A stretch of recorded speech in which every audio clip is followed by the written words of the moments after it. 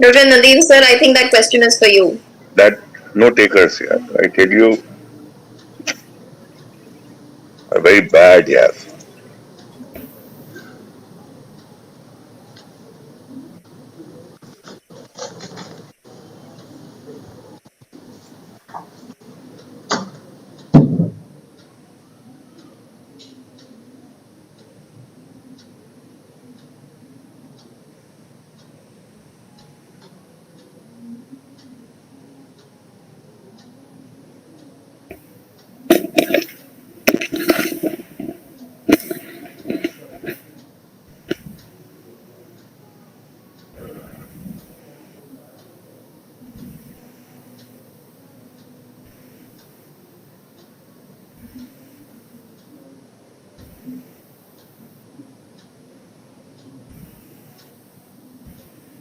We are live on YouTube.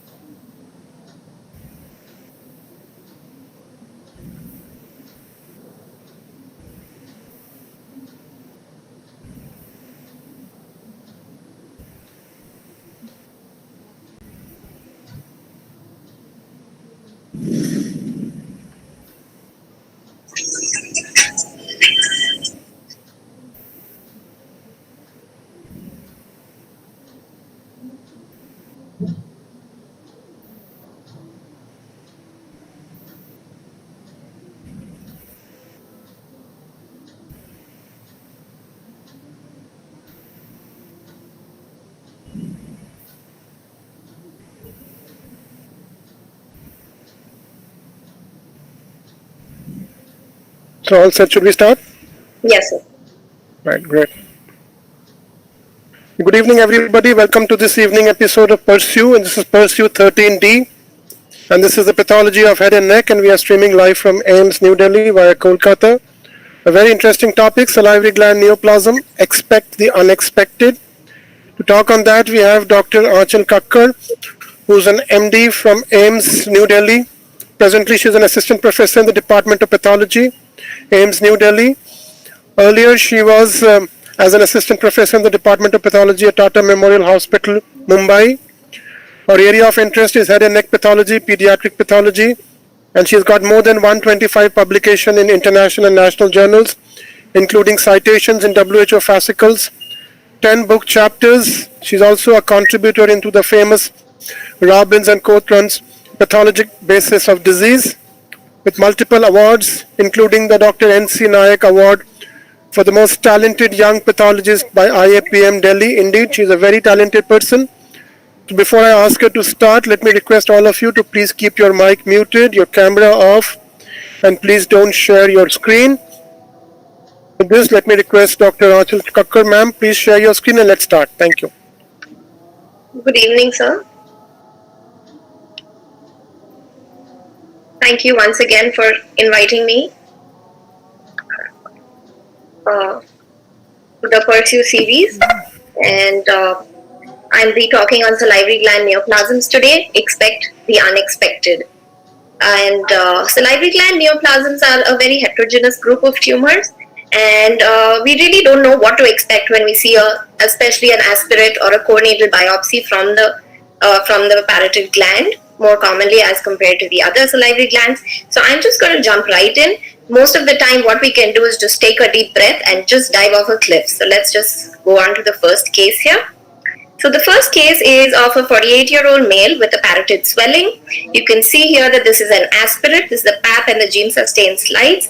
And here you can see nice three-dimensional fragments which have papillary architecture, some trabecular architecture as well. And in the background you can see some bare nuclei.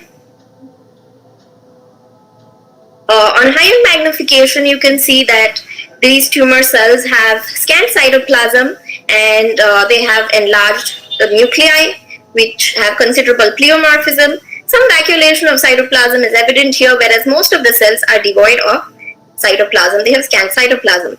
Now, what is important is when you're looking at the parotid, what do you look for when you're looking at something that looks like a high-grade malignancy? The possibilities you would think of are a salivary duct carcinoma, high-grade mucoepidermoid carcinoma, which are the two most common high-grade tumors you would expect. So in this aspirate, what you see is that there is no mucin, there is no evidence of squamous cells, which you would look for in a mucoepidermoid carcinoma. There is no necrosis, which you would see in a high-grade carcinoma, particularly a salivary duct carcinoma. And also salivary duct carcinoma, the cells have abundant cytoplasm, which you're not seeing here. So this aspirate was reported as a poorly differentiated carcinoma. Let's go on and see the histology. The patient underwent a parotidectomy, and here you can see the normal salivary gland, and here is a tumor which has pushing borders, but in some areas you can see that it's more infiltrated in the salivary gland. There are large lobules of tumor cells with central comedonecrosis. At this magnification, the tumor appears a bit blue looking. Here what you can see are multiple foci of perineural infiltration where the tumor is encasing the nerves in the parotid. This is a high magnification. Very evident here are multiple mitotic figures. You can see that the tumor cells, they appear to have abundant cytoplasm, which is pale eosinophilic, and they have vesicular nuclei, sort of trabecular architecture is evident within these solid areas, but there are no nucleoli, and the cytoplasm is quite pale and not apocrine appearing, which you would expect in a salivary duct carcinoma. You're seeing only one cell type, so no multiple cell types, no mucus cells, no intermediate cells. This is a higher magnification, and you can see that some of these cells, they have some cytoplasmic vacuolation, which is better appreciated here. You can see that these vacuoles are indenting the nucleus of the cells. And this is a feature of sebaceous carcinoma. So we performed immunohistochemistry for androgen receptor, and this is positive, and this was called as a sebaceous carcinoma. Now we do get sebaceous adenocarcinomas in the salivary gland as well, but we went back and looked at the patient and we looked for the previous history, and we found that this patient had undergone surgery for an eyelid tumor 5 years prior. So which was called a sebaceous carcinoma. So this was a sebaceous carcinoma which is from the eyelid, which is metastatic to the parotid. So with this diagnosis, we went back to our cytology to take a look at if we could identify some of these features. And here we could see that some of the cells did show cytoplasmic vacuolation. While there were large vacuoles in some of the cells, the others showed very fine cytoplasmic multivacuolation, which is characteristic of this tumor, which was appreciable on cytology as well. And this is the patch showing the same thing, where you can see cytoplasmic vacuoles. So sebaceous carcinoma most commonly arises from the head and neck, skin in the head and neck, particularly in a periocular location, such as the eyelids. It is the most common eyelid malignancy after basal cell carcinoma.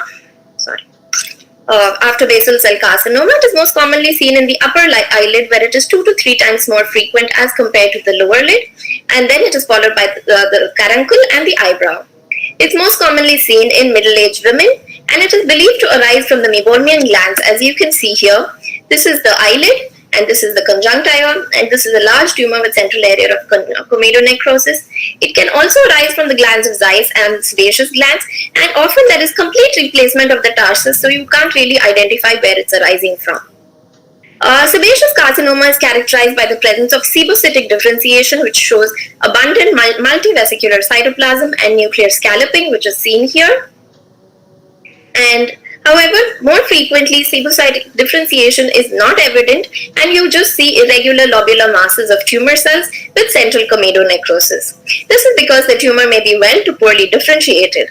In well-differentiated tumors, there's abundant cytoplasm in the tumor cells, vesicular nuclei, distinct nucleoli, and on fat stains of frozen sections of fixed tissue also, you can demonstrate that many of the cells contain lipid. However, in poorly differentiated tumors, they have a high NC ratio, prominent nucleoli, and amphiphilic to basophilic cytoplasm with squared off nuclei, which is because of the nuclei abutting each other closely. According to WHO, they can be graded as grade 1, 2, and 3 based on the architecture, whether they have well-demarcated equal-sized lobules, well-defined nests with infiltrative profiles or confluent cell groups in grade 2, and grade 3 has sheet-like invasive growth. Sebaceous carcinoma frequently shows intraepithelial spread, most commonly seen in the eyelid, followed by the conjunctiva, and rarely into the cornea as well. You can also see pagetoid change, where tumor cells invade the epidermis or into the cornea and conjunctiva, where they produce a change resembling Paget disease. Sebaceous carcinoma has also been referred to as the great masquerader. Not only melanoma has this name, as there are a number of morphological variations, including basaloid, variant squamoid, appearance, sarcomatoid subtype, seboapocrine carcinoma, and also a pseudo-neuroendocrine ripple pattern has been described. Immunohistochemistry shows that these tumor cells are immunopositive for cytokeratin, epithelial membrane antigen, which highlights the vacuoles, and P40 and P63. Apart from that, they are diffusely positive for androgen receptor, adipofillin, which again highlights the cytoplasmic vacuoles, and factor 13A. And these are the ones which help to differentiate from salivary gland tumors, squamous cell carcinoma, and basal cell carcinoma. These tumors have a high risk of local recurrence and metastasis. Coming to metastasis to the parotid. The parotid gland houses around 15 to 20 intra and periparotid lymph nodes, as it is the last salivary gland to get encapsulated during embryonal development. Due to this late encapsulation, there is entrapment of lymphoid tissue within the gland, as well as entrapment of parotid ducts and acini within the periparotid lymph nodes. It serves as the first echelon node, which drains the skin over the root of the nose, the eyelids, the frontotemporal scalp. In the eye, it drains the conjunctiva and the lacrimal gland. In the anterior part of the ear, it drains the external auditory canal. It also drains the tympanic membrane and the tympanic cavity. Next, it drains the posterior part and floor of the nasal cavity, part of the palate, and the nasopharynx. So, any malignancy arising here can metastasize to the intraparotid lymph nodes. Lymph nodes are intimately associated with the salivary tissue in the parotid, and also, as I mentioned, they contain benign salivary inclusions beneath the capsule. So, a primary salivary gland neoplasm can quite easily extend into these lymph nodes and even arise from these salivary inclusions. The parotid is involved by metastasis more than 20 times more often than other major salivary glands due to this, and metastases have been found to account for about 10 to 75% of all parotid malignancies in various series. It is as high as 75% in countries where there is intense sun exposure and the incidence of cutaneous squamous cell carcinoma is very high, such as Australia. And here, cutaneous squamous cell carcinoma and melanoma are the most frequent primaries to metastasize to the parotid.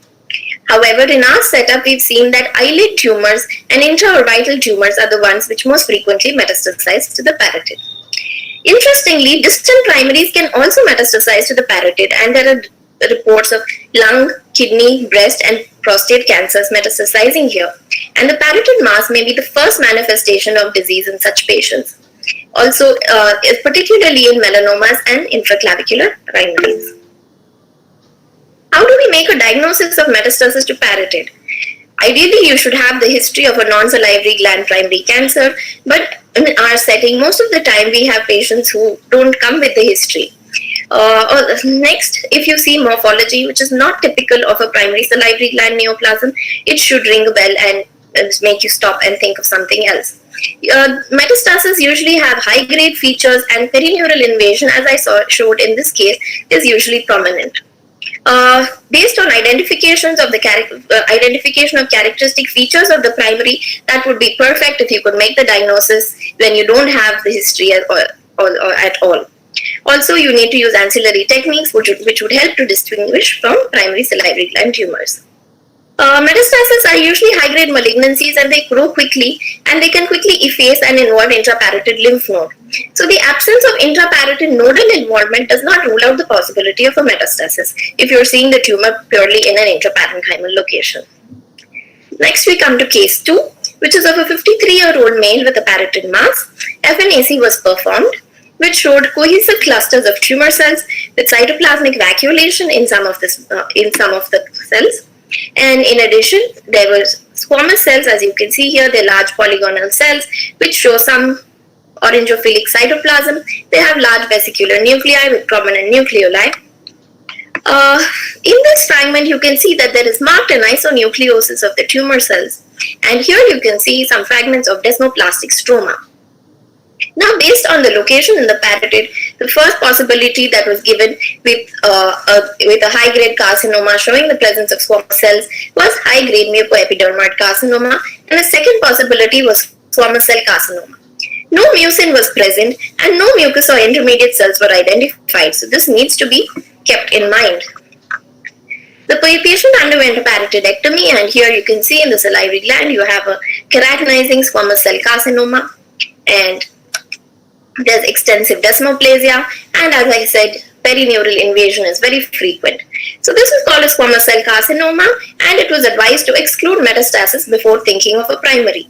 To definitively call something a primary squamous cell carcinoma of the parotid, you need to identify the tumor within the dilated duct along with dysplasia or in the lining of the ductal epithelial cells. Only then, and you should have the history of long-standing silolithiasis, which is the precursor lesion for squamous cell carcinoma. In the absence of this, it would be best advised to call it a squamous cell carcinoma and ask the clinician to exclude a metastasis. So with this, the patient was worked up extensively, and a biopsy from the supraglottis showed the presence of a well-differentiated squamous cell carcinoma. Next case is that of a 77-year-old male who had a parotid swelling, and again here this aspirate shows you cohesive groups of tumor cells along with abundant singly dispersed cells in the background. You can see that the cells have markedly atypical nuclei with hyperchromasia, scant cytoplasm, and there are a lot of keratinized cells in the background, which are more evident here. You can see the keratinized cytoplasm, which is orangophilic, and ink blot nuclei, which are typical of squamous cell carcinoma. There's also necrosis, inflammation, and on GeneSA you can appreciate the slate gray or robin blue cytoplasm of the keratinized cells. So this was a squamous cell carcinoma. The patient was worked up and he was found to have a primary in the nasopharynx. So in the parotid glands, squamous cell carcinoma most commonly represents a metastasis or direct extension from a cutaneous primary, whereas in the submandibular gland, the squamous cell carcinoma is most likely a metastasis from a mucosal head and neck primary. De novo squamous cell carcinoma needs to have history consistent with long-standing silolithiasis in order to make the diagnosis. How do you differentiate from high-grade mucoepidermoid carcinoma, which is the first diagnosis you would think of? High-grade mucoepidermoid carcinoma typically would contain foci of low or intermediate grade mucoepidermoid carcinoma. You should see some mucous cells, intermediate cells, and some mucin in the background, which was not identified in either of these cases. On immunohistochemistry in a biopsy or an dissection, you would see diffuse cytokeratin CK7 positivity, whereas P40 would be positive only in the intermediate and epidermoid cells, in the epidermoid cells, and also you could stain for MUC1, MUC4, MUC5AC, which predominantly stain the mucous cells. No overt keratinization or keratin pearls are seen in high-grade mucoepidermoid carcinoma. So if you see this, you really should reconsider your diagnosis, which is exactly what is mentioned in the WHO. Metastatic squamous cell carcinoma, on the other hand, shows keratinized squamous cells and abundant squamous pearls may be present. The nuclear atypia is much more marked as compared to high-grade mucoepidermoid carcinoma. Immunohistochemically, you would see a single cell population which is diffusely P40 and CK56 positive. Again, as I mentioned, you would see a lot of perineural invasion in a metastatic squamous cell carcinoma. Next case is of a 65-year-old female with an aspirate from the parotid. On low magnification, you can see that there are cohesive clusters of cells as well as dispersed cells in the background. And let's go to higher magnification, and you can see that the tumor cells are round to ovoid to spindle shaped, and there are a lot of cells which contain black pigment in their cytoplasm. Here on GeneSA, you can see that the cells have scant cytoplasm and there's considerable anisonucleosis, which is also appreciable here. You have binucleation and pigment granules within the cytoplasm again. Here you can see the nice anisonucleosis that is present. Nucleoli are not readily appreciable except for in a couple of cells only. So this was a case of malignant melanoma. The patient had a temporoparietal scalp lesion. This is the epidermis, and this is the cutaneous melanoma that you can see. On high magnification, the tumor cells are polygonal to spindle shaped and they contain abundant pigment. So the parotidectomy also showed similar features. Metastasis from melanoma in the parotid can be from a primary cutaneous melanoma, and in Western literature, it is the second most common primary to metastasize to the parotid. Apart from cutaneous melanoma, conjunctival and uveal melanoma and head and neck mucosal melanomas can also metastasize to the parotid, and the latter are frequently amelanotic or spindle cell melanoma, which would make the diagnosis very difficult if you didn't have the history. On FNAC, how would you make the diagnosis? You see discohesive pleomorphic cells which have an admixed population of polygonal to spindle-shaped cells. Some of them have eccentric nuclei. Prominent macronucleoli would help you, intranuclear inclusions, and of course, if you saw the black pigment within the cytoplasm. Case 5 is of a 75-year-old male with a parotid mass. So here you can see this is the parotid, and we have an infiltrative tumor with cribriform architecture. Here you can see that this area has cribriform architecture, whereas this area is a little more solid appearing with smaller punched out, smaller spaces. This is a solid area, and here you can see a trabecular pattern with scant mucin in the intervening areas. This solid area again has some extracellular mucin, and again these cribriform areas are evident here.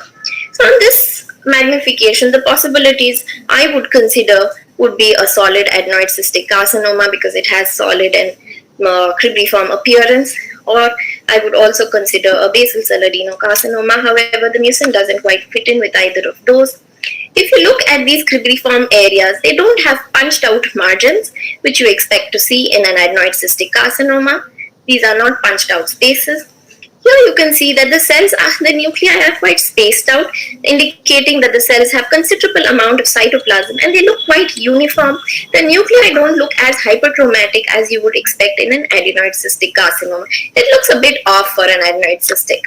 The higher magnification shows that the cells are very uniform with fine powdery chromatin and pale eosinophilic cytoplasm to clear cytoplasm. Some rosette-like structures are also present here. And again, this doesn't quite fit. This tumor was infiltrating into the adjacent skeletal muscle, and you can see extensive perineural invasion was also present. So with the possibilities of basal cell adenocarcinoma and an adenoid cystic carcinoma, we performed immunohistochemistry. CD117 was negative. This is P40, which is negative, except at the periphery of some of these dilated spaces, you can see that P40 positive cells are present. This is SOX10, which was again negative, so adenoid cystic carcinoma is out. This is an entrapped nerve, which is SOX10 positive. Beta-catenin was performed, although only a very small portion of basal cell adenocarcinomas are positive for beta-catenin. The more frequent positivity is seen in basal cell adenomas. Anyway, we performed it and it is negative. Smooth muscle actin was also performed and that was negative because you expect a mixed abluminal-luminal phenotype in both of these tumors, but we didn't get any of the myoepithelial markers being positive, both SMA and P40. CK7 shows positivity in some of the cells, and this is CK56. Again, we're seeing that there's positivity at the periphery of some of these smaller solid areas. So based on the histological features, I thought of a diagnosis and I went ahead and did the immunohistochemistry, and it was positive for synaptophysin and chromogranin, and also for estrogen receptor, progesterone receptor, and androgen receptor. Mammoglobin and GCDFP15 are also positive. The Ki67 labeling index is low. So with these features, the diagnosis is of a metastatic endocrine mucin-producing sweat gland carcinoma. We went back and looked at the patient's history. She had an eyelid tumor in 2012, which was diagnosed as a poorly differentiated carcinoma. We reviewed the slides from our ophthalmic pathology division, and they had the identical morphology to this tumor. The pre-op FNAC was also available, and incidentally I had reported it, and I had described it as a carcinoma with focal papillary and acinar architecture. The cells had moderate amount of granular cytoplasm, round to ovoid uniform nuclei, and some of the cells had eccentrically placed nuclei, giving a myoepithelial appearance. So I call it a malignant neoplasm with possibilities of secretory carcinoma and myoepithelial carcinoma being considered. considered. And that's a little weird because they're just not differential diagnosis of each other. But it had such varied morphology with the papillary and acinar architecture and the myoepithelial appearing cells. So 2 weeks after this FNAC was reported, the ENT resident came back and said that this patient had an eyelid tumor. Do you think that this could be a metastatic adenocarcinoma from the eyelid? And I said that yes, of course it could be. And they did not provide the history to us earlier because they wanted to see what diagnosis we would make without the history. So this happens very frequently, I guess, and that is why you always need to think of metastasis whenever, even if you don't have the history, whenever you see something which doesn't classically resemble a primary salivary gland tumor. So what is endocrine mucin-producing sweat gland carcinoma? It is a fairly recently described low-grade sweat gland carcinoma with neuroendocrine differentiation and a predilection for the eyelids. It is a postulated precursor of cutaneous mucinous carcinoma, and it is considered the cutaneous analog of solid papillary breast carcinoma, and it has similar features with the uniform cells with neuroendocrine appearance as solid papillary breast carcinoma. It occurs in older patients and is twice as more frequent in females as compared to males. On histopathology, you see expansile nodules, as we saw, with papillary, solid, cystic, and cribriform growth, and it's composed of small to medium-sized cells which are oval to polygonal in shape with lightly eosinophilic to bluish cytoplasm. It has bland nuclei. Mitotic activity is present but not brisk, and intracytoplasmic intracellular mucin may be present. When you see large pools of mucin with tumor cells floating within them and infiltrative glands, that would indicate progression to mucinous carcinoma. On immunohistochemistry, they classically display neuroendocrine markers and also estrogen receptor, progesterone receptor, GCDP15 and mammoglobin, which again is akin to the breast carcinoma. In situ carcinoma has been described within the eccrine ducts in the skin, when the tumor is in the skin, with an intact myoepithelial cell layer which is highlighted by P40, P63 and CK56. Now this was also seen in our tumor, but this was a metastasis. So why did we see this? So it's possible that the tumor metastasized to the intraparotid lymph nodes, and then once it spread over into the parenchyma, it entered the ducts and grew within the ducts of the salivary gland and expanded them, and ultimately you have a residual layer of basal cells around the expanded ducts. The larger expansile nodules in this tumor usually lack a myoepithelial layer, and it may be WT1 positive as it is of eccrine origin. So there are 2 reports in literature of this tumor having metastasized, and interestingly both of them have metastasized to the parotid. The first one, which was reported last year, was of a 71-year-old female. She had an eyelid tumor 10 years prior, and which was initially diagnosed as a papillary epithelial proliferation, possibly a papilloma, but clinically it was a non-melanoma skin cancer, and the metastases which occurred 10 years later were to the intraparotid node. On FNAC, this metastatic tumor showed bland hypercellular plasmacytoid cells with round nuclei, small nucleoli, and delicate wispy cytoplasm. So these plasmacytoid cells that they describe actually resemble what I saw and call the cells with eccentric nuclei in my aspirate. And the next case has just been published maybe 2 weeks ago, and this is also one which has metastasized to the parotid and to the ribs. So this was an eyelid tumor in a 66-year-old male, so you can see that the age group in all 3 cases is similar. It was initially diagnosed as a hydradenoma with atypia, and there were multiple local recurrences before the metastasis occurred to parotid after a long duration. And on FNAC, it was reported as an acinic cell carcinoma, again highlighting the uniformity of the cells and the low-grade appearance that you're likely to see on a FNA. We'll go on to the next case, which is of a 41-year-old male who was a known case of a sinonasal tumor. This is an easy one. You can see that this is a small round cell tumor. On higher magnification, you can see that some of the cells you can appreciate stipple chromatid, and here you can see some rosette-like structures. So with a sinonasal tumor, the history of a sinonasal tumor, small round cells with rosettes, the diagnosis was of a metastatic olfactory neuroblastoma.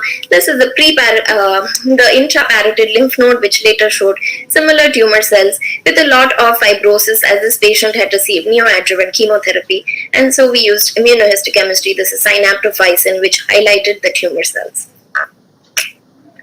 So in olfactory neuroblastoma, nodal metastasis can be seen at presentation in 5 to 8% of patients, and subsequent recurrence in neck nodes is seen in 20 to 25% of patients.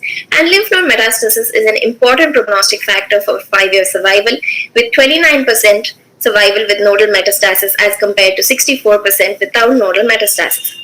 In our institute, we have looked for occult lymph node metastasis in upfront neck dissections in olfactory neuroblastoma patients, which has not been evaluated previously, and we found 25% of cases showed occult lymph node metastasis, and the size of this metastasis was very small in all the cases in which it was identified, less than 2 millimeters, and it did not show uptake on technetium-99 sulfur colloid scan. So it is possible that the frequency of metastasis in olfactory neuroblastoma is actually much higher than what we know of. The next case is of a 9-year-old male child with a slowly progressive painless swelling in the right preauricular region for 1 month. On contrast enhanced MRI, there's an enhancing intraparotid mass along with a necrotic right cervical lymph node here, and both of which also showed uptake in the FDG PET CT.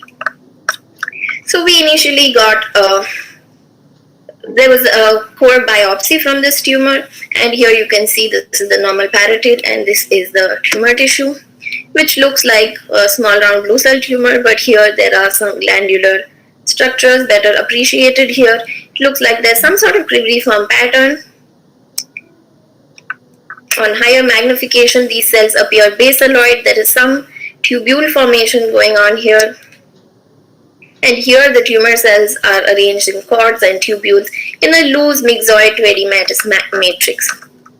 On higher magnification, they are indeed small round blue cells, and at places they are embedded, they appear to have some sort of fibrillary cytoplasm with a syncytium sort of appearance. And in other areas, they look like they have an epithelial appearance here with stratification of nuclei and a sort of papillary fragments being formed. And here you can see that some tubules are present which have multi-layering of the nuclei. In the pediatric age group, parotid swellings are mostly due to benign conditions, and the most frequent primary malignancies seen in children are mucoepidermoid carcinoma, followed by actinic cell carcinoma and adenoid cystic carcinoma. Whereas in infants, xyloblastoma is the most frequently encountered tumor. In the current case, the possibilities that were considered were adenoid cystic carcinoma, xyloblastoma, and other tumors that you always think of in children, like a germ cell tumor, Ewing sarcoma, neuroblastoma, and other poorly differentiated malignant tumors like excuse me, rhabdomyosarcoma and desmoplastic small round cell tumor. So before I saw this case, immunohistochemistry had been performed, and this is cytokeratin, which was positive in the epithelial appearing areas, whereas the round cell appearing areas were negative.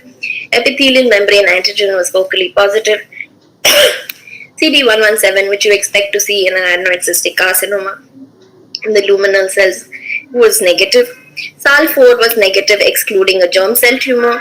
Synaptophysin and chromogranin, which were performed, were positive. However, the tumor was also positive for desmin. Myogenin was negative. MYC2 or CD99 was positive, although not really showing good membranous positivity. It was more of a cytoplasmic positivity. WT1 was also positive.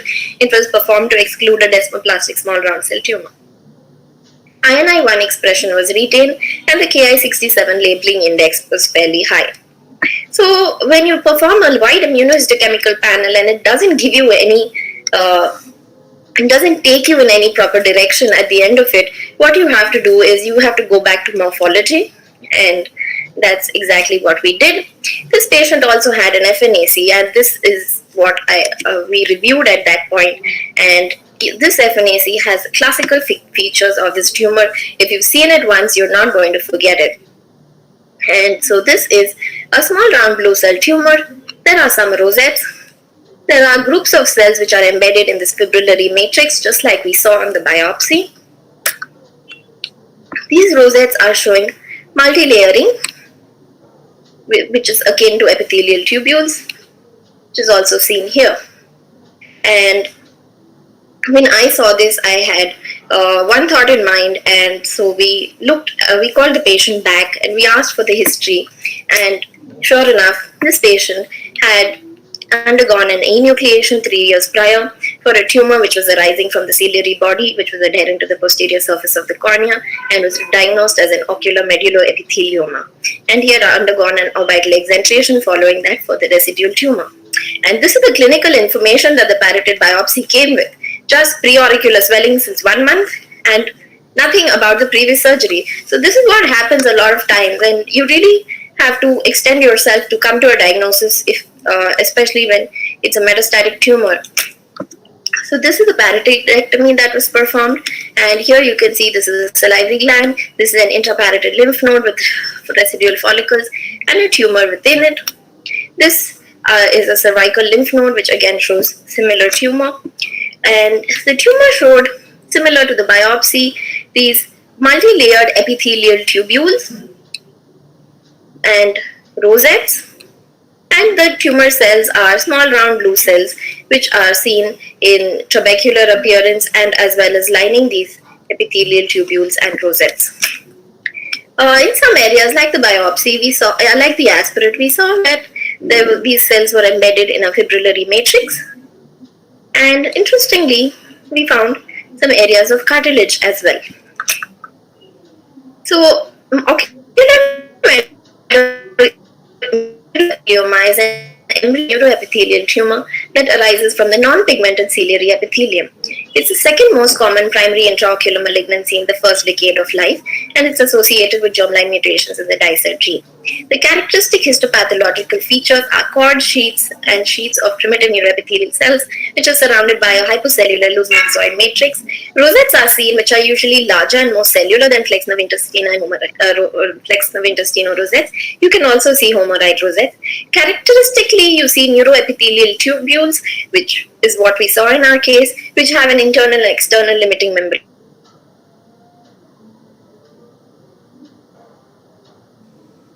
which may be glial, cartilage like we saw in our case, or rhabdomyoblast. And this is seen in 1/3 of cases. On FNAC, you see a small round cell tumor with loose fibrillary background and epithelial-like structures, which are actually the epithelial tubules, which have multi-layered oval to columnar cells with hyperchromatic nuclei. And this is the case which I had seen about 10 years back, and it is something that I recall till today, which is how I made the diagnosis. Metastases from ocular medulloepithelioma are rare, but they have been described to preauricular submandibular lymph nodes, and this was also a case which metastasized to the preauricular lymph node. Case 8 is of a 38-year-old male with the parotid mass, and again a core biopsy is done from the mass. You can see this is a cellular tumor, and there are areas of necrosis here, again appreciable on high magnification as well. These are the tumor cells with large areas of necrosis, and the tumor cells are quite polygonal in shape with hyperchromatic nuclei, moderate to abundant amount of eosinophilic cytoplasm. They look quite cohesive in this area, whereas in other areas they are more syncytial-like. And this is the high magnification. Here you can see that they have fairly well-defined cytoplasmic borders and have an epithelial appearance, whereas here they are more spindled and forming a syncytium. And another number of tumor giant cells, nuclear hyperplasia, very brisk. And here this looks like a blood vessel with tumor cells within it. And this came with the history of a brain tumor, one in, I think, 6 months prior. So this is GFAP, which is intensely positive. IAPM was performed IDH negative, ATRX retained, P53 wild type, and this is the Ki67 Kibling index. So, sorry, this was 1.5 years prior that the patient had been operated for a glioblastoma, and here you can see a cellular tumor with large areas of necrosis, and the similar kind of tumor cells are seen as we saw in the biopsy. So, extraneural metastases of glioblastoma are extremely uncommon. They are limited to case reports, and in some series, they have been found to have an incidence ranging from 0.2 to 2%, and metastases outside of the CNS are associated with significantly shorter survival. Metastatic disease can occur through hematogenous, lymphatic, or CSF spread, and around 10 cases of GBM metastasis to the parotid gland have been reported so far. How does GBM glioblastoma metastasize outside of the CNS when it is protected by the blood-brain barrier? So, surgery and radiation therapy lead to iatrogenic disruption of the blood-brain barrier, making it easier for the tumor cells to spread outside. Also, peripheral circulating tumor cells is indicating that they can spread through a hematogenous route. However, as these metastasis of glioblastomas is extremely rare, you should always exclude a second primary by doing a histological or cytological examination if there is another mass in a patient with a primary glioblastoma. Case 9 is of a 68-year-old male with a parotid mass. An FNA was done, and here we can see cohesive clusters of tumor cells in the PAP and GMSA. And here you can see there are some residual salivary gland. You can see the acini with a grape-like appearance, and these are the tumor fragments which are seen in sheets and in pseudopapillary architecture, as well as some three-dimensional balls and irregular cohesive clusters. On higher magnification, you can see that these cells have large vesicular nuclei, abundant cytoplasm. Some of the cells have prominent nucleoli. There are a lot of interspersed neutrophils along with the tumor. And here you can see some sort of acinar architecture. Now, if I was looking at this, I would probably think of a salivary duct carcinoma and call it that. Here you can see again that these sheets of tumor cells have very considerable nuclear pleomorphism, prominent nucleoli in these large vesicular nuclei, and here you can see there is considerable anisonucleosis. Again, you can see a lot of neutrophils are infiltrating into this tumor. However, frank necrosis was not identified. Now, this was reported as a poorly differentiated carcinoma with evidence of ductal differentiation, and subsequently 6 months later the patient was found to have a lung mass, and a core nasal biopsy was obtained from the lung mass, and the oncologist asked us that is this a metastasis or is it a second primary in the lung. And here you can see the core needle biopsy shows you glandular as well as some micropapillary architecture. This is a higher magnification showing the same. And again, you can see here that there is neutrophilic infiltrate among the tumor cells like we saw in the aspirate. This is the higher magnification of the same. Glandular architecture, small micropapillary structures are present. This was CK7 positive, CK20 negative, TTF positive, and napsin positive. Sorry, this was a core biopsy from the parotid when the patient developed a lung mass and they wanted to exclude a metastasis. So this was a lung carcinoma metastatic to the parotid. Lung malignancies most commonly metastasize to mediastinal and supraclavicular lymph nodes, and distinct metastases occur to the liver, bone, adrenals, and brain. Metastasis from lung carcinoma to the parotid is a rare event, but it has been described for squamous cell carcinoma, adenocarcinoma, as well as small cell carcinoma. In majority of the cases, there is a known history of a salivary gland primary. However, in some cases, the history is not available, or the primary tumor is not identified. The differential diagnosis when you think of primary salivary gland tumors would be a salivary duct carcinoma, polymorphous adenocarcinoma, adenocarcinoma NOS, mucoepidermoid carcinoma, or neuroendocrine carcinoma based on the morphology. However, In all of these primary salivary gland tumors, you would not see admixed normal salivary acini and ductal epithelial cells, which are seen in metastasis. This is an interesting article. Secondary malignant tumors of the parotid gland are not a secondary problem. So in this study, which was one of the largest series of metastases to the parotid, they had 66 patients, which they identified over a 50-year period, which is considerably long. We have about 50 samples from 42 patients over 10 years, and they found that metastasis to the parotid from tumors below the clavicle constituted 10 to 20% of all metastases to parotid, and they included lung carcinoma, breast carcinoma, kidney tumors, pancreatic and luminal GIT carcinomas. And they found that there was considerable concordance between FNAC and final histopath diagnosis of 71%. However, it was high for squamous cell carcinoma and low for melanoma, but they did not comment on the concordance between FNAC and histopath diagnosis for these adenocarcinomas. Case 10 is of a 22-year-old male. On MRI, there was a 5 into 4 into 2 centimeter lesion in the right parotid. He underwent an excision biopsy, and his slides and tissue blocks were submitted to us for review. So here you can see the parotid parenchyma, and majority of the parotid has been replaced by a tumor which has large lobules separated by some fibrous bands. It has a variably myxoid to collagenous stroma in which tumor cells appear to be embedded. On higher magnification, there's solid architecture, small irregular nests of tumor cells, as well as infiltrating cords of tumor cells. Here you can appreciate these in the solid areas, the fibrous bands which are dividing the tumor cells into lobules, and here you can see what looks like peripheral palisading of the tumor cells, which appear quite blue looking with scant cytoplasm. And on higher magnification you can see that the nuclei of the tumor cells are fairly monotonous. They have clear two-tailed eosinophilic cytoplasm. The chromatin is fine, nucleoli are not conspicuous, and mitotic activity is inconspicuous as well.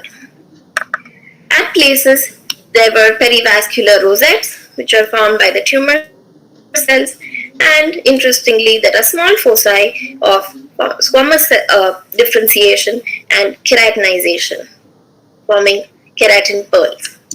So with these features, my first diagnostic consideration would be a nut carcinoma, which has been described in the parotid. We also found foci of bone formation and calcification within the tumor, which was an interesting finding. So we went ahead and did IHC, and of course you would think of a primary salivary gland tumor. It would be with this sort of architecture of small cells with scant cytoplasm. You would think of an adenoid cystic carcinoma probably.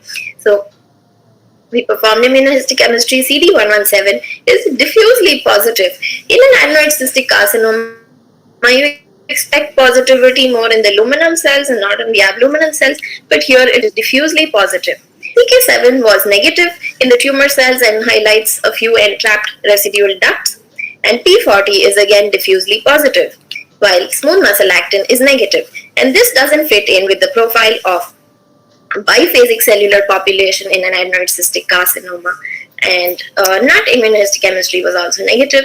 This is the Ki67. So where do we go now with basaloid appearing tumor with keratin pearls and squamous differentiation? I think Dr. Munita has recently shown a case, and all of you should be able to pick up the diagnosis.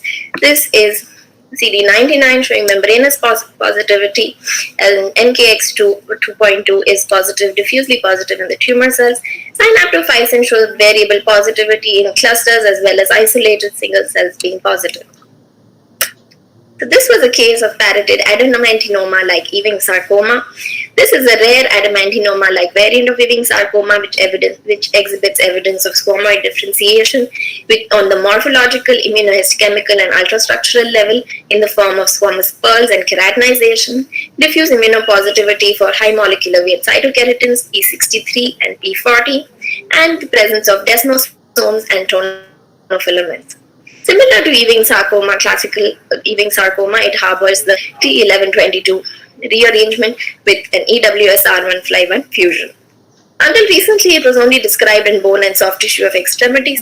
However, it has now been reported in various sites in the head and neck, including the sinonasal region, the thyroid, the orbit, and around 10 cases have been reported in the parotid and 2 in the submandibular gland.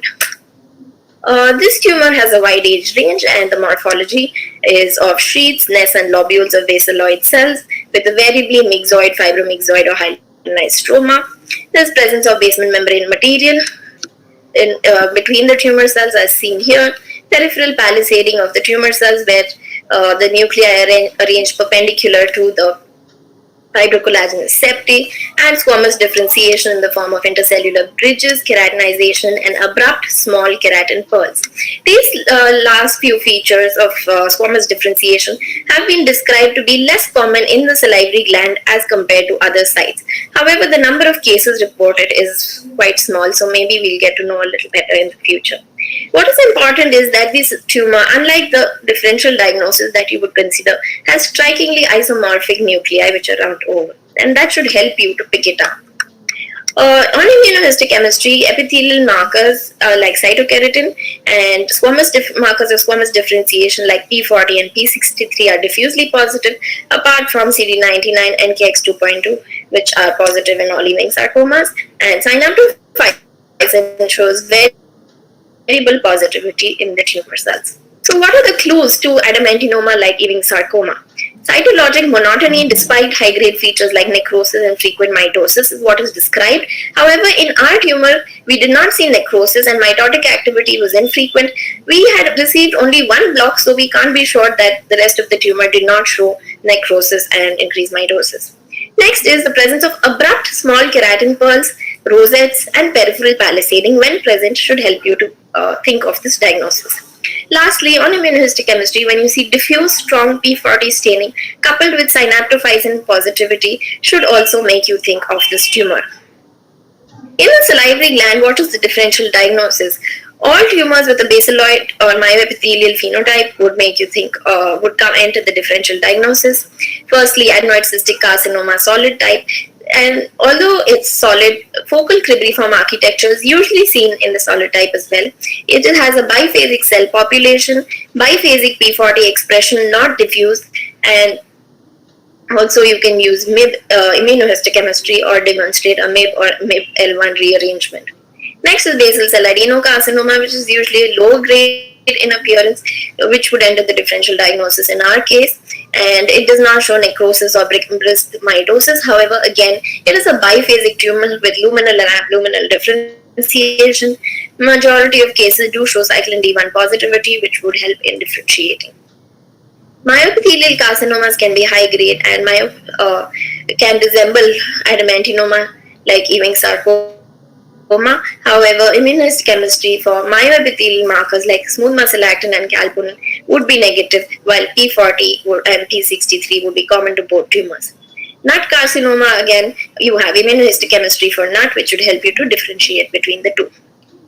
In the head and neck, adamantinoma-like Ewing sarcoma have been found to have outcomes following surgery and therapizes. Is it truly an Ewing sarcoma, or is it a different tumor which just harbors the same fusion? And however, for now the terminology remains the same, with it being considered a histological subtype of Ewing sarcoma. Next is case 11, a 38-year-old male with a parotid lesion. On FNAC, it had been reported as a pleomorphic adenoma. With elsewhere, the slide was submitted to us for review and it was called a pleomorphic adenoma. The patient underwent a superficial parotidectomy with excision of the overlying skin. And this is the specimen we received. This is the parotid, and you can see a fairly circumscribed nodule which is separate from the parotid. Here you can see this is the overlying skin with a few hair follicles, and this lesion is centered in cutaneous tissue. Well circumscribed fibrous pseudocapsule, and on hyomagnal cells myxoid stroma, and there are a number of inflammatory cells interspersed between these spindle cells, along with evidence of extravasation of red blood cells at places as seen here. On high magnification, there are few stellate-shaped cells which have large vesicular nuclei with prominent nucleoli. These resemble ganglion cells, and it has a tissue culture-like appearance. Immunohistochemically, the spindle-shaped cells were positive for smooth muscle actin. Smooth muscle myosin heavy chain was negative, consistent with the fibroblastic myofibroblastic phenotype, and this is ALK, which was performed keeping in mind the spindle cell proliferation with interspersed inflammatory cells, and the diagnosis of inflammatory myofibroblastic tumor would enter as a possibility. However, that's not usually so circumscribed. But anyway, ALK was performed and it was negative. So the diagnosis was of nodular fasciitis, and we went back and looked at the aspirate, and this is what we saw. So you have cohesive fragments as well as dispersed tumor cells in a metachromatically staining background. These fragments have the classical troll hair appearance of pleomorphic adenoma, which is described, and here you can see the same. Interestingly, some of these fragments have these long capillaries which are traversing through them, which is not really frequent in pleomorphic adenoma. The cells are spindle-shaped to polygonal, and there is considerable anisonucleosis in the tumor cells. And here you can see some of the nuclei ovoid while the others are round in shape. And on high magnification, there are a lot of these triangular epithelioid appearing cells with abundant cytoplasm, which have ill-defined cytoplasmic borders, binucleation, and these features are consistent with the diagnosis that was made on histology. The nodular fasciitis has been described in the salivary glands, in the parotid much more frequently as compared to submandibular gland, and it's histologically and immunohistochemically identical to conventional subcutaneous cases. However, it may not always be associated with trauma. This tumor was not located within the parotid, but in the subcutaneous tissue adjacent to the parotid. Histopathologically, you see a circumscribed unencapsulated nodule with a fibroblastic proliferation with a tissue culture-like growth, which is devoid of cellular atypia. Mitotic activity may be increased, and however, atypical mitosis are not seen, and this can lead to misdiagnosis sometimes as a sarcoma. Misdiagnosis is also possible on cytology as seen in the present case. This is a report where nodular fasciitis of the external ear was masquerading as a pleomorphic adenoma, and they have a very nice table which helps to distinguish between the two lesions. Both display high cellularity, and the arrangement is of dissociated cells and clusters of cells. However, nodular fasciitis shows fascicles of cells and a storiform pattern, which is usually not seen in pleomorphic adenoma. While both can show plasmacytoid and spindle-shaped cells, ductal epithelial cells are present in pleomorphic adenoma, whereas nodular fasciitis shows the presence of triangular polyhedral cells with large nuclei. The cytoplasmic borders of the cells in pleomorphic adenoma are well demarcated, whereas those in nodular fasciitis are fuzzy. Pleomorphism is usually marked in nodular fasciitis, while it is minimal in pleomorphic adenoma unless there is malignant transformation. Binucleation and multinucleation are frequent, as are large prominent nucleoli. Mitosis are frequent in nodular fasciitis, but atypical mitosis are not seen. The background can be mucomyxomatous and fibrillary in pleomorphic adenoma and may show chondroid and osseous metaplasia, which are usually not seen in nodular fasciitis. Inflammatory cells are not frequently present in pleomorphic adenoma, while they are variably present in nodular fasciitis. Case 12 is that of a 5-year-old child with a parotid swelling. He had undergone parotidectomy elsewhere in February 2020 with a diagnosis of rhabdomyosarcoma, and he presented to us in October 2020 with a large fungating mass and facial nerve palsy. A biopsy was done, and the FNAC from the initial presentation and the parotidectomy sections were submitted to us for review. And this is the aspirate. You can see that it's highly cellular with a discohesive population of cells, and there's considerable anisonucleosis, frequent mitosis in every field. And on higher magnification, you can see that the cells have abundant cytoplasm, and these characteristic cells with horseshoe-shaped nuclei, reniform nuclei, are very evident in this, making the diagnosis quite evident. Here you can see a donut-shaped nucleus, and these features are suggestive of anaplastic large cell lymphoma. This is the sections that were submitted from the parotidectomy, and you can see a diffuse sheet-like infiltrate of tumor cells with considerable nuclear tumor. And on high magnification, you can appreciate similar cells as we saw in the aspirate. On immunohistochemistry, LCA was positive, CD3 and CD20 were negative, ALK, CD30 and EMA were positive, confirming the diagnosis. Primary salivary gland non-Hodgkin lymphomas constitute about 1.7 to 6% of salivary gland neoplasms in literature, and they account for 6 to 26% of all extranodal lymphomas in the head and neck region. Extranodal mantle zone lymphoma is the most common primary salivary gland lymphoma, followed by DLBCL, and the former is frequently associated with Sjogren's syndrome. And usually IHC or flow cytometry is required to make the diagnosis. However, ALCL has typical morphology and can be diagnosed without these in a proportion of cases. Parotid ALCL is limited to case reports only, and it is usually extranodal disease. It is seen in young patients. The cells are large with pleomorphic nuclei, which may be horseshoe-shaped, donut-shaped, multinucleated, and with one or more prominent nucleoli. The cells have abundant cytoplasm, which may be vacuolated. Lymphoglandular bodies are few, cell clustering may be evident. And on immunohistochemistry, they are positive for CD30, ALK, EMA, and a T cell marker may be positive or may not be positive. Perforin may be positive, and they are variably positive for CD45. So to conclude, metastasis to the parotid can occur from a wide range of primary tumors. On FNAC, they can show varied cytological features which mimic primary salivary gland neoplasms, and they should always be included in the differential diagnosis of parotid tumors, even if the primary elsewhere is not known, when the histological or cytological features are not characteristic of a primary salivary gland tumor.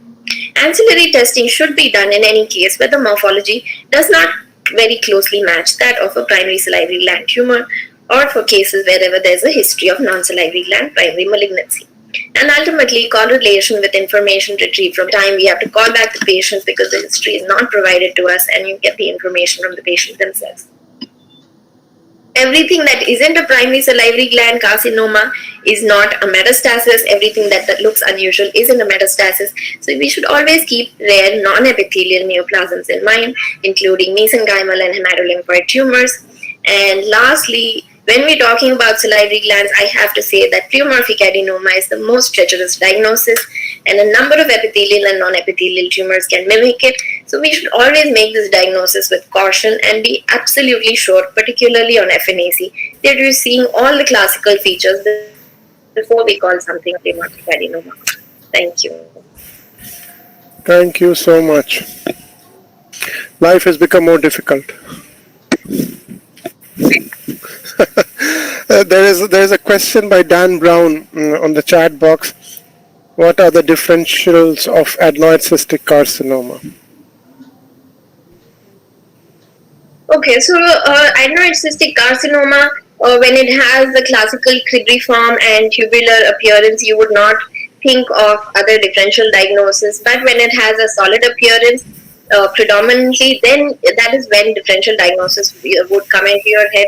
You want to think of basal cell adenocarcinoma, which can show similar architecture, but the cells have more cytoplasm. They show peripheral palisading. On immunohistochemistry, the only way to distinguish between these two tumors would be to use MIB immunohistochemistry, because both of them have a luminal abluminal biphasic phenotype and show positivity for the same marker.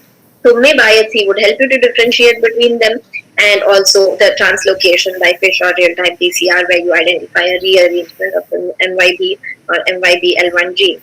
Other differential diagnosis which you should always keep in mind when you have a solid looking basaloid tumor are the nut carcinoma. You look for keratinization, which is abrupt, and that would help you. And nut IHC would help you to make that diagnosis. And then third thing, as I showed, is Adamantinoma-Like leaving sarcoma, which you should always keep in the differential diagnosis. Again, that shows evidence of epithelial differentiation and squamous differentiation in the form of keratin pearls, intercellular bridges, and keratinic cells. So these are the differentials that you should keep for a solid adenoid cystic carcinoma. Right. Yeah, basically after your lecture, one thing is very sure, that the confidence of diagnosing anything on FNA is definitely going down. We have to be very careful about all these features, and these are very, very subtle changes, which on retrospectively can be picked up on FNA, but prospectively, with so many variations of pleomorphic adenoma described earlier, you tend to put them into that category of pleomorphic adenoma or acinexal carcinoma, or the simpler ones which we all are well aware of. Exactly.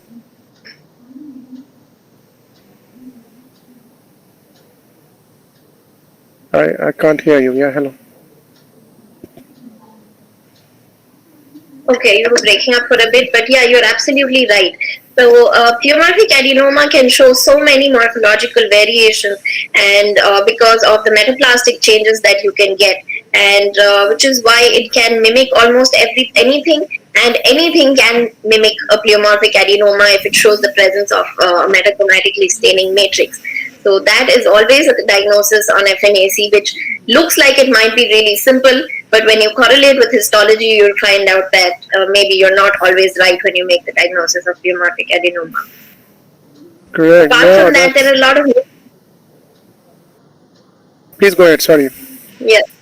Yeah, so I was saying that apart from that, the new entities that are being described, the cytological features are not very well documented. So that is why on FNAC it might be difficult to identify them. And then you go ahead and you use the Milan system and you call it a basaloid neoplasm or a cellular oncocyte or neoplasm, and give the possibilities, a list of possibilities that you would consider so that the clinician would know how to manage the patient. Correct. Yeah, but the fact of the matter is that compared to the thyroid Bethesda, the Milan is yet to percolate deep down. Yeah, That's true. That's true. yeah. There are a lot of comments which is on the chat box which I have posted. You can see them. Dr. Kanveet Kaur, excellent collection of cases. Sakshi Singhal, very nicely explained. Deepika Mishra, very interesting and brainstorming cases. Thank you for making them so simple. Dan Brown, after your reply, thank you, ma'am. Thank you so much. Indeed, a wonderful presentation and very nicely selected cases and very nicely put up in a very, very smooth manner. But at the end of the day, life is becoming difficult even in the salivary gland. Thank you so much, Dr. Aanchal. Wonderfully done. Thank you so much for taking out time, coming here twice and presenting such a wonderful set of cases, teaching us so many things. Please share your PDF. And I will request you maybe sometime in June, July to come back again with something more special. Definitely. You can definitely write to me, or I'll write to you and you can reply back as to what we can expect from you sometime in June and July. Right? Because I know life is tough. We have so much of work to do. So we'll have some time for you to prepare it out or to think it over. Thank you so much, Dr. Aanchal. Thank you so much. Take care. God bless you. Bye-bye. Thank you. Bye.